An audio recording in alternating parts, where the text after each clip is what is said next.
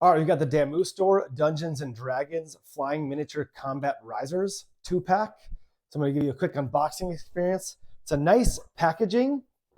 It's basically a gift set. So first thing, it comes with this ribbon in here that you could remove this and you could give this as a gift, wrap this ribbon around, and it's a gift. So I'm going to keep opening it though.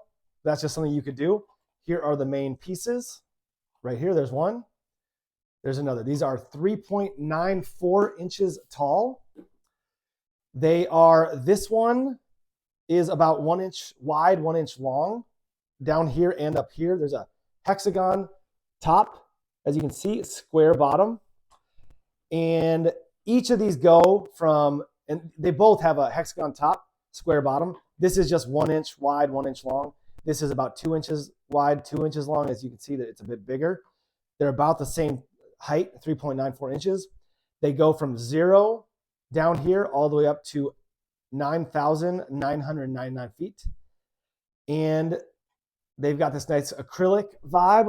I'll give you a little bit closer of a vibe. So pretty sweet, and definitely a good gift set to give someone else or to give yourself. Highly recommend.